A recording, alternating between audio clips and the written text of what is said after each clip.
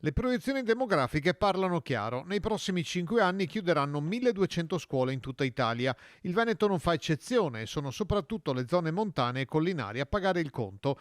A Valle San Floriano, frazione di Marostica, a settembre la campanella non suonerà. Per Valle San Floriano, dopo gli incontri fatti prima di Natale dello scorso anno e i successivi che abbiamo fatto con prima i genitori, poi con la presidenza della scuola dell'Istituto Comprensivo di Marostica, l'Istituto Comprensivo di Eugenia Conco e col provveditorato, e fatta un'accurata analisi di quelli che sono i nati per di fatto il prossimo quinquennio in proiezione già registrati nel comune di Marostica, abbiamo visto che l'annata peggiore che riscontrerà il minor numero di nati è la 2020, con poco più di 80 bambini nel nostro comune.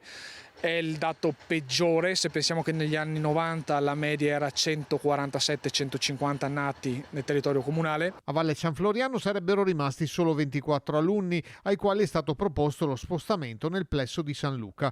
Sulle zone collinari la residenzialità sta crescendo e anche la presenza di giovani coppie fa ben sperare. Magari non si tornerà ai 140 nati degli anni 90, ma i segnali di una risalita ci sono già. La volontà è quello di investire sul territorio per rilanciare le nostre frazioni in una vista e proiezione di un andamento migliorativo. Noi non dobbiamo essere una città che subisce quello che è il calo demografico, ma dobbiamo prenderne atto e trovare soluzioni per invertire questa tendenza, soprattutto dando nuovi servizi.